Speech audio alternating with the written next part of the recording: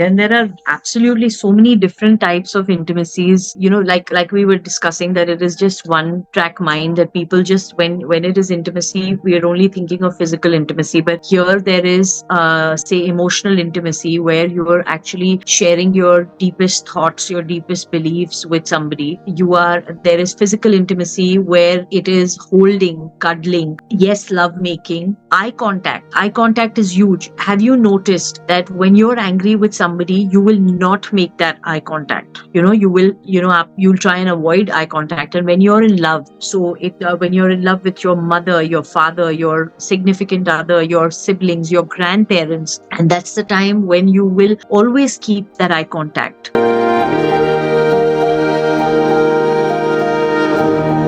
Hello everyone, I'm Jitendra Singh, banker turned entrepreneur and author of the book Pep Tech Mastering the Art of Selling. I welcome you to read my story where I interview authors, speakers, coaches, celebrities, entrepreneurs and more. Today I have with me Miss Deepshikha S. Mehra. She is an empowered and confidence coach and personal counselor with over 8 years of diverse experience. She specializes in counseling on parenting, career, relationship, catering to clients of all ages. She is passionate about helping individuals navigate life's challenges and find fulfilling in their personal and professional life. She uses unique methods like dermatoglyphics, inborn talent identification to provide personalized counseling tailored to each client's specific needs and goals. Additionally, she is dedicated to inner child healing, addressing past traumas and emotional blockages, helping clients gain clarity, confidence, and inner peace. As a sex educator, she promotes healthy sexual practices and empowers individuals to embrace their sexuality, believing that sexual education is the integral aspect of their personal growth. In her extensive journey, she also holds the CEO position at Kenmark Tech Solutions, founded the Paradigm Shift company, and is a Reiki healer, emphasizing self-discovery and growth. Her holistic approach to personal betterment incorporates principles of Vipassana, Veganism, and Sattvic lifestyle, contributing to her dedication to overall well-being and transformation. Today, she will be discussing with us about her life journey. So let us hear from her. Welcome, Deepshikha ji. The platform is open, and now over to you.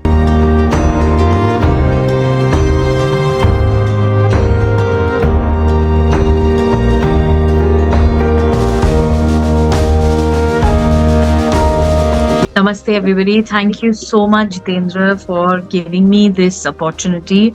I've gone through your channel and I've seen that there are some very, very interesting people on there. And I'm absolutely honored to be here in this August list. Thank you so much for having me. Wonderful, and thank you to you for being here. So first thing I'd like to know from you is about you. Like, how did your past life has affected the person actually you wanted to be in your life and what you are? So moreover to your childhood journeys, childhood memories, you would be having certain thoughts comparing them to now. So if I look back, I think my life has been very fluid, free flowing like water. I studied clothing and textiles, and I got married when I was 23 to a marine engineer. And I had had my gorgeous, beautiful children at 25 and 27. And now I'm a mother-in-law, so I have a third child, my daughter-in-law. So if you want to figure the person that I am today, I think my persona is largely impacted by the fact that I am a hands-on parent, very, very committed, very involved in every tiny nuances. And that over the years has kind of, I think, has shaped me as the counselor that I am today. Amazing. That's it. First thing, like, I'd like to compliment you that you don't look like you being a grandmother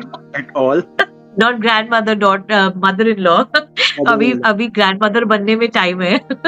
Yeah, that's right. So, if I ask you about things you are passionate about in your life, so what are those things, and what is the role of motivation and inspiration? Onto this further. So, I think the things that I'm passionate about is learning. My father calls me a hungry soul. I'm always wanting to learn. Self-growth is absolutely imperative to me. Metaphysical sciences. I still remember this afternoon, I was sitting with a dear friend and she had just read a book called Many Lives Lives, Many Masters by Dr. Brian Weiss, and it's about past life regression. So she was telling me about the book, and it says that, we come together as souls of a group of souls. We're soulmates, and we all decide amongst ourselves that, that you be my father and mother and significant other and partner and best friend and whatever. And all of us come together to create situations for each of us from which we would have lessons to learn. And those lessons we have chosen for ourselves to learn in this lifetime, say maybe patience or anger or something. And on this journey of learning the lessons, we get closer to the divine. So I thought that was absolutely, absolutely beautiful. And when I read the book, there was even the writer himself, Dr. Brian Weiss, वो पूरे book में ना धर्म संकट के उसमें चल रहे थे, because he was a doctor and he, a psychiatrist, and then उसमें वो होता है that, he's hypnotizing the patients to go back in their childhood, but they go back into past lives. So he's also not, he also doesn't trust that, what is happening. But my takeaway is that whenever I was in a situation, whenever I was in a difficult or an unpleasant situation, I would say, okay, this is something to do with past life. This is something, there is probably a lesson in there. And what is the lesson that I am learning from this situation? And why is this person behaving in the way that he or she is behaving? So, yeah. Right. Really interesting. So I also got to get know more about how past life regression works. So I am thinking on to explore this further. So if I ask you about your work and experiences, how you started things you are working on, before that if you had any kind of work in corporate or something like that you did. So I would like to know about that. So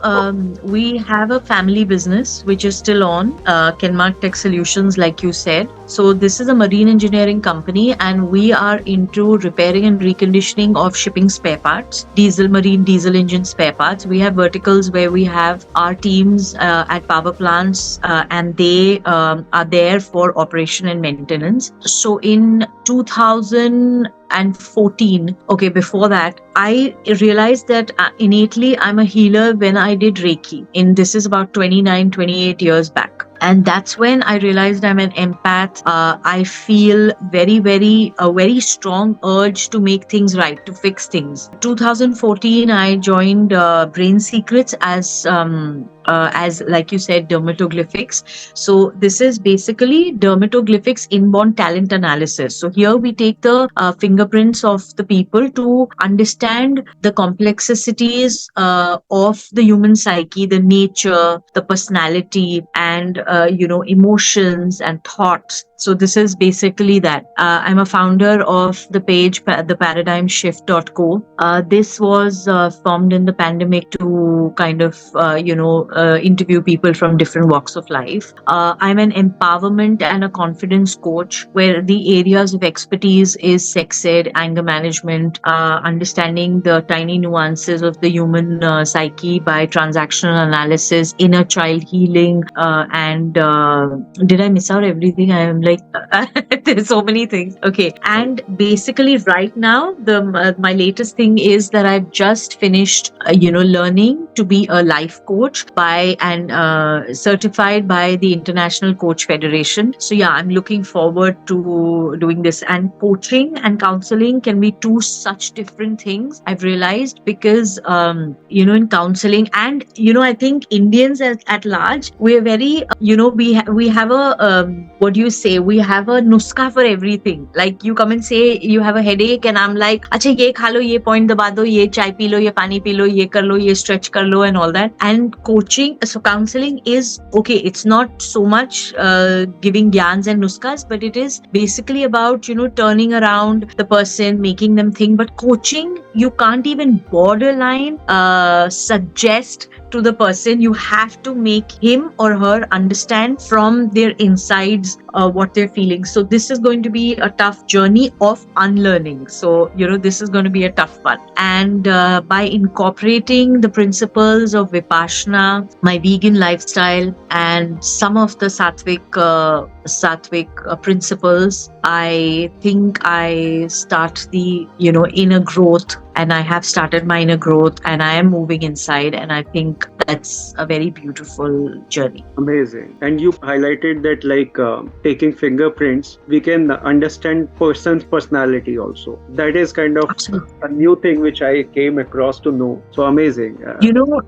Jitendra, the funda about that is, if I may explain to you in a short, when the child is in the mother's womb in the seventh month, when the brain is being formed and the neurons are getting distributed in all the lobes, we have two lobes, left and right, and there are compartments, two parts of the brain and 10 lobes, 10 compartments, and each compartment, describes a different activity in the body, gross motor skills, fine motor skills, and interpersonal skills, all those kind of things. Now what happens is that when the distribution of the neurons is happening in the brain, that is getting recorded miraculously on your fingerprints. So when I take your fingerprints, like आपको बचपन में याद होता है, we say, oh, शंख है मेरा, और फिर मेरा चक्र है, and all those things, and the number of ridges in your finger on your prints is actually describes about the person you are. So it's a science that really blew me off. Amazing. So many things, like we can explore people's personality through like their facial expressions, faces, hand movement, like palmistry. We talk about so many things. Amazing. Yes.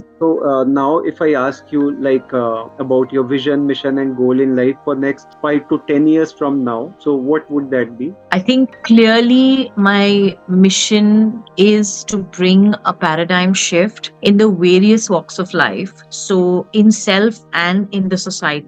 I started this page in the pandemic and I saw there was so much oneness, there was so much kindness, there was so much goodness in all the people. We were operating from the thought of one collective consciousness. And I thought that was amazing. Kind of people that were helping tirelessly for, hunger and knowledge and all of that. So that is what I was doing in that. I was covering stories. I'm still covering stories of people who are making a paradigm shift in their lives for the betterment of self and the society. So my goal is to move ahead with such people by way of collaboration with very good gurus, very good mentors, and bring in work towards holistic well-being of the mind, body, and soul. So yes, that's what I want to do. Amazing. So now, if I ask you like most important life lessons from your personal or professional journey, what are those 2-3 things you would like to highlight here? So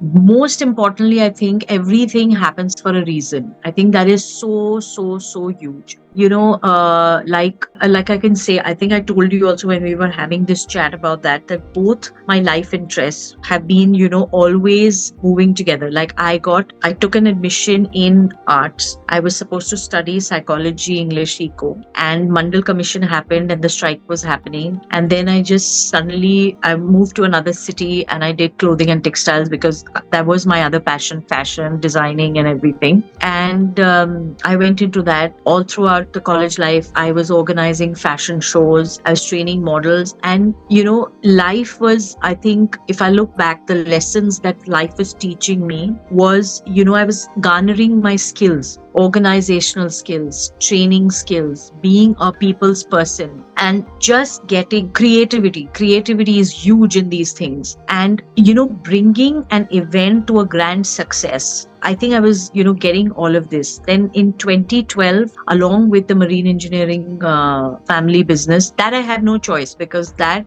is like the core thing. My husband's like, this has to be done. This pays all your bills. So that is happening. So in 2012, I started my design studio, and 2014, Prince Secrets happens to me. So, it's like almost like universe, pushing me, ki, okay, this is your actual purpose, and come pandemic, I kind of stopped my designing completely and I started studying further. So I studied all these courses that you mentioned. So personal counseling happened, anger management, sex education, transactional analysis, inner child healing, all that happened. And now child psychology, and now this, studying to be a life coach. So what I think is that the life lesson learned here is just surrender and watch the magic happen. I think the divine up there has it all destined. So I think you just have to listen to that tiny voice in your head and move ahead. Amazing. So now, since like you just pointed out about the sex education, which is a taboo subject these days, even, and like if we talk about, hardly any people talk about this. Very few people at like level they are talking about this, educating people, explaining how things are to be done in a right way. So we are taking up this topic today. So on this, if I ask you, like, what is your personal definition of intimacy, and how do you help individuals understand and explore this concept in their lives and relationships? So, very well put over there that this is a taboo subject, and I wonder why. Because even when we were discussing what subject should we take up in this interview, and you said, yeah, very few people talk about it, and I don't know why it is a taboo topic. Why is it we have a tunnel vision, and why do we have a one-track mind? So that is why education and awareness is so important. Intimacy is a very complex subject, cannot be described in one word, but some of the words that come to my head is bonding, love, authenticity, vulnerability, togetherness, and all these kind of things. So if in short, if you have to put it, it would be the deep connection that you have with another person is intimacy. Correct. And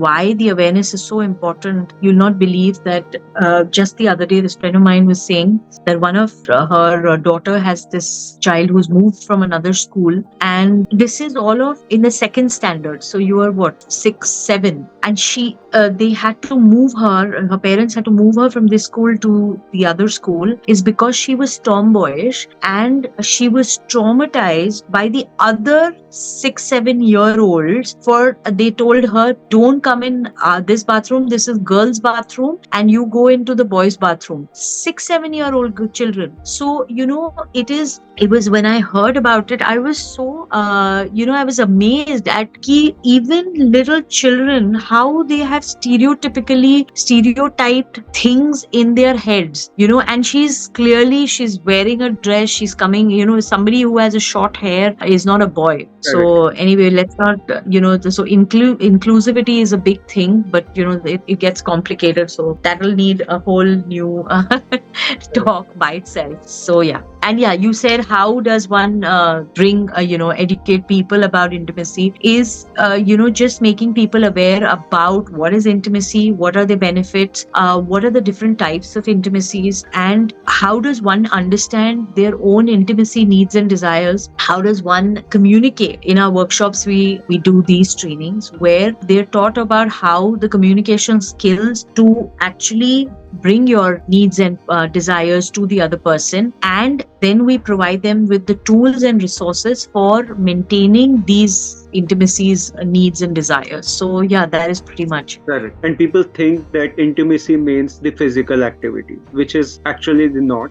The thing which is I can think of intimacy is like it's moreover a bond, the connection, how you feel other person. That for me is intimacy, not the physical activity. That is a later part. Right. So yeah, that is absolutely the thing. Then there are absolutely so many different types of intimacies. Like if you say, like we were discussing, that it is just one track mind, that people just when it is intimacy, we are only thinking of physical intimacy. But here there is say emotional intimacy, where you are actually sharing your deepest thoughts, your deepest beliefs with somebody. There is physical intimacy, where it is holding, cuddling, yes, love making. Eye contact is huge. Have you noticed that when you're angry with somebody, you will not make that eye contact? You'll try and avoid eye contact. And when you're in love, so when you're in love with your mother, your father, your significant other, your siblings, your grandparents, and that's the time when you will always keep that eye contact. So that is huge. Then you have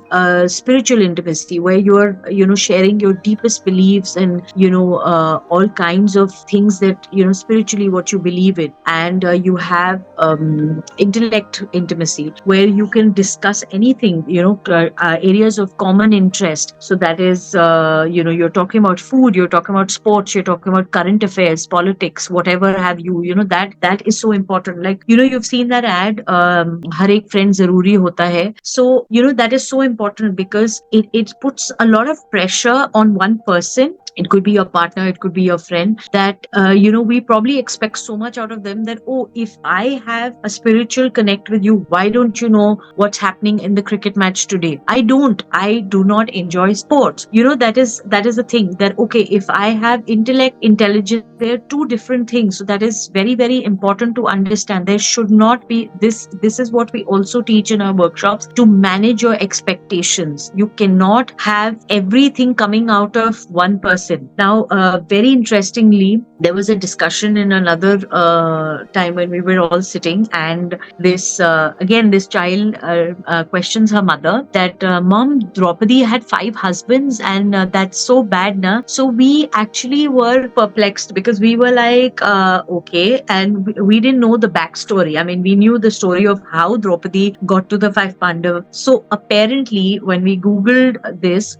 Draupadi in her earlier life, she actually had prayed to Lord Shiva, done a lot of tapasya. She wanted a husband which had these 14 qualities, and Lord Shiv actually blessed her and said yes. So in the next life, she lands up with the 5 Pandavas. So she was like, "Are you serious? 5 husbands?"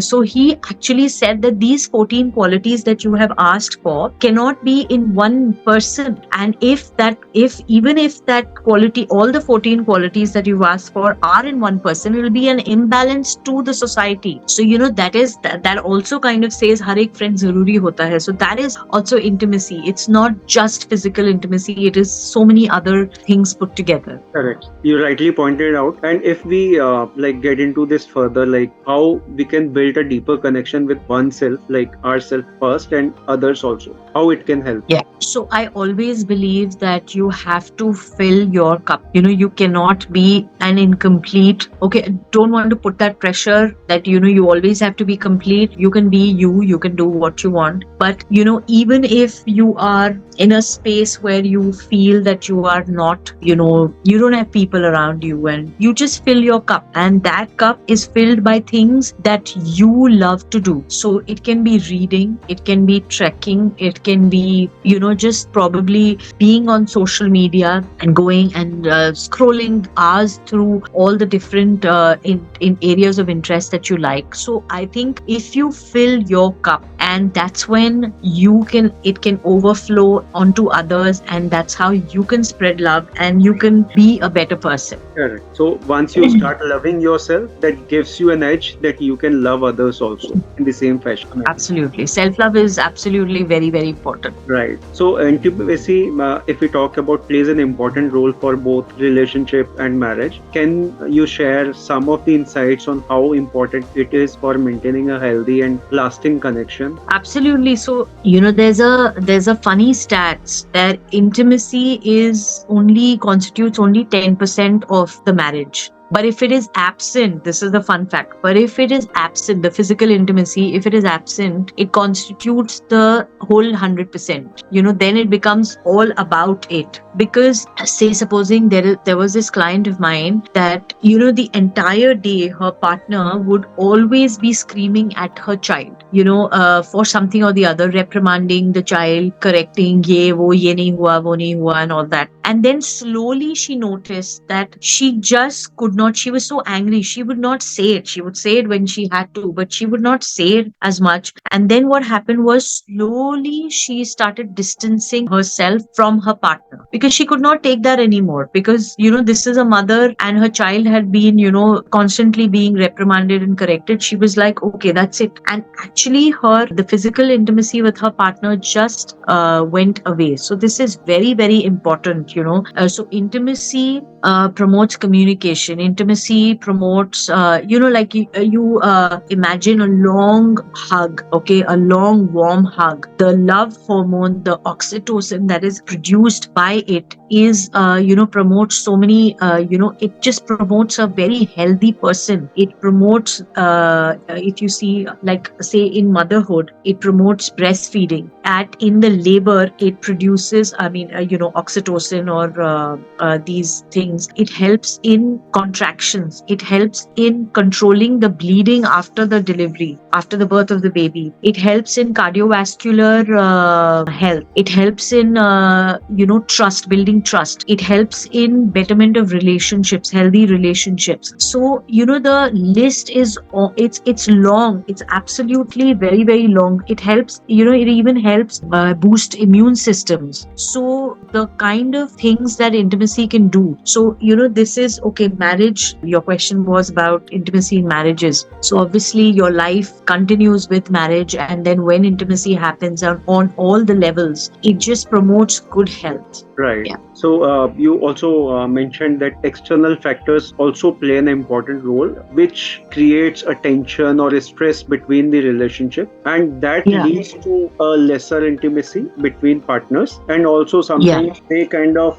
ignore each other, which leads to kind of other type of stress or anxiety among them. Right. So how to like cater to those problems also, which is coming from the external factor. So one thing is like partners have intimacy issue, and you pointed out third thing, which is external sources. Yeah, so basically, we do this in our workshops where people are, that was people, like you rightly said, that they are taught how to identify what is the root cause of, the distance that has been formed during the partner. And then we start working on how do you, eliminate the root cause and then move towards a better relationship. Right, right. So if I ask you like some of the common challenges people face in their intimate relationships, one we highlighted is third party and second is among themselves. So how do you assess them in overcoming these obstacles and achieve more fulfilling connections? So there are a lot of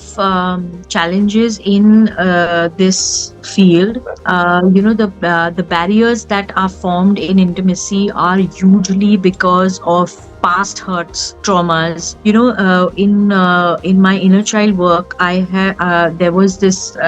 We've seen that supposing you've not had a very loving relationship from your parents, what happens is you've always had to work towards your relationship with your parents. You are always people pleasing. So when you actually find a partner that loves you very very effortlessly, very unconditionally, you actually don't trust that. You actually get attracted to toxic relationships. You get attracted to relationships where you have to work harder. You have to put in like 200% and absolutely beg for your love or beg for your validation is huge. I mean, who doesn't want validation, whether it's a man or a woman? So validation is huge. These challenges, supposing if you don't feel seen, if you don't feel heard, if you don't feel in a relationship, if you don't feel seen and heard, you just don't feel validated enough. It's not about you saying that, oh, you're looking nice today. It's just about making that eye contact, being present. That is so important. So one thing is that past traumas and differing past traumas are this fear of rejection. That is very huge. Then you have lack of trust. Then you have things like different needs and desires. Supposing somebody has a desire that is very different from your idea of you, and you have formed perspectives in your head about a certain, like Bollywood plays a huge role, that your partner has to be like this Bollywood hero, singing songs, bringing on top of snow-clad mountains with a chiffon sari with flowers and everything. It doesn't happen like that in real life. So it's kind of like over boosting your expectation. Yeah, absolutely. So this is what happens. Even porn, so what happens is that this is very, very different from real life. So here, understanding people's needs, communication, that is, I think, the biggest thing that has to be understood and done in order to understand the challenges and, work towards a better relationship. Right. And also aging in relationship is also one factor which is kind of becoming a challenge in intimacy over a period of times once you are in longer Yeah. relationships. So that Yeah. also affects. So any solution for that? Oh, that is, I think, to keeping a spark alive. I think, yeah, keeping the spark alive, I think, is the most difficult thing. So it's again about, it all comes down to, it's so easy. There are the cliched things are like, go on date nights and hold hands and all that. I think just a little compliment of just saying, not even looking good, like I said, what you did today with this situation at office, I think it was wonderful, it was so powerful. So I think small compliments, very little things, noticing what your partner, your child, just putting the mobile down, I think that is so huge. Because right now the biggest challenge is the mobile phone. I think the enemy sits in your hand, enemy or the best friend, I mean, both, I think, is sits in your hand. So I think the distance that is growing in real people is the virtual world, because there is so much. So like, I will deep dive into the phone, where I would be studying, scrolling through things, reading books online and all of that. So you have to make a conscious effort that when your person, significant other, husband, child, in-laws, grandparents, if they're around you, put that phone down and work towards that relationships. Just having a conversation where you're present, where you're there, when you're just listening, I think that is imperative. You could be just sitting in the same room, you don't have to do fancy date nights, you don't have to do all the cliche things. This, I think, this works wonders. Correct. And also, like, spending time together whenever you find would be the best thing Yes. possible. Yeah, And doing common things, whatever you both like, I think that correct. And like intervening in each other's activity in terms of supporting and helping can be a great source for intimacy. And also, I think that sometimes if that thing is missing in between the partners, they can talk about it in a simple way possible directly, and they can find solution in a combined way. That can also be possible. But most importantly, thing is happening is people don't talk about it among their partners yes. itself. So that Yes, is communication is key. Communication is absolutely the biggest key. And communication is like, not when you're having an argument you communicate. You communicate through the day, through the months, and not coming to that place where you're having this major argument when there has been a misunderstanding. Communicating, always. Yeah. you rightly pointed out, and it was really nice to understand these things in a simple way. Amazing. So now moving back to you again, if I ask you your take on success, you like what you feel or think about it. So success in what? So how does one measure success? So it is success in this time. Like, supposing if you have chosen to be a mother, are you doing it right? If you've chosen to be a life partner, are you doing it right? If you've chosen a particular job, are you doing right? So basically giving your 100%. I think life is like a school. You keep moving into every grade, and whether how you are in that grade, how you're learning, and how you're passing those tests. And even if I say passing those tests, I don't care about passing so much as learning. So there's this beautiful song that my children sing by Jason Mars, which has this very beautiful line that has stuck with me: win some and learn some. It's not about winning or losing, it is win some or learn some, which I think is excellent. Because life is not about like success, or life is not about just you're getting into something and how many marks did you get. It is about being in that situation and learning. So I think, yeah, that is my and actually, honestly, I feel that the description of success that I have in my head, I haven't reached there, so I'm working on it. So I think it's like an ongoing journey. Right, you rightly pointed out, when we talk about success, it's depend on the situation or the thing which you are in. So if we talk about Yeah. success as a parent, so we can say Yeah. we are still evolving.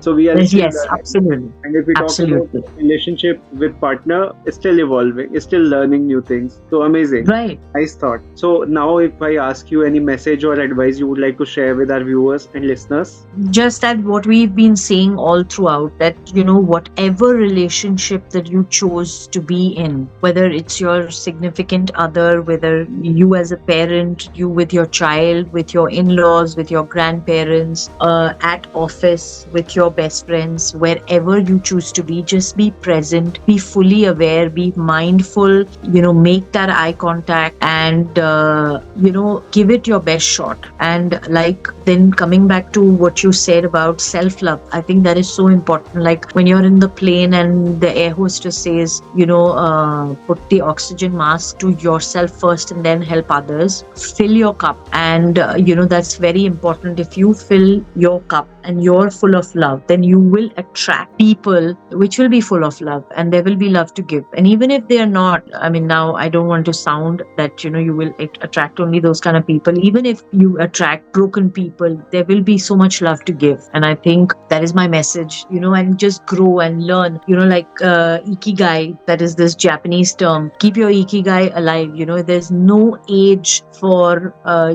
doing a particular thing. That okay, you can only study till so many years, or you can work only for so many years. You can just keep on. There is a village in Japan where people are actually working till about 100, and doing things that they want with their hands. So keep yourself alive. And I think the only way that you keep yourself alive is by learning, because there was this beautiful diagram, Jitendra, that I came across with, that this is the stuff this is the stuff you don't know, and then this is this big circle, this is the stuff of what you don't know that you don't know. I mean, there is so much to learn. So it's like, okay, find your calling and be in that space and learn. Right, amazing. So this was really an interesting one, and you have shared so wonderfully. And the discussion we had throughout about your journey, how you started, what all you did, and about the most taboo topic of this time, like always, not only this time, always,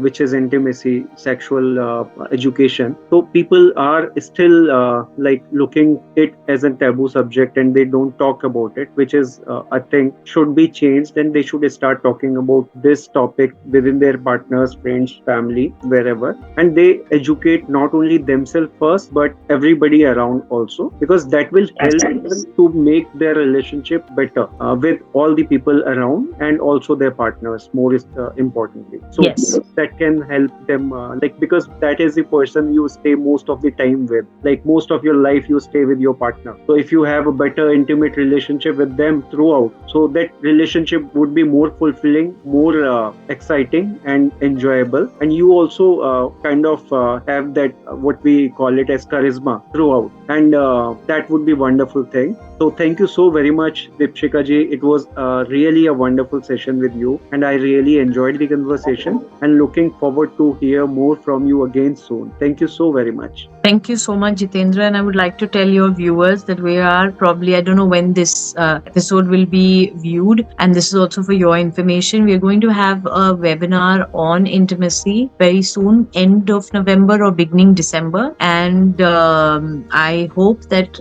we have a lot of, the last one was also very good. I hope as many people as can join this, just to understand your innate behavior and desires and needs. I think is very important, and it's the need of the hour. Thank you so much for having me here. Thank you so much. And this will really help people to understand the topic, and also have whatever questions they have about the subject, they can ask, they can understand about this, and they can implement small things in their relationships, so make them better and stronger. So people, it would be a wonderful session.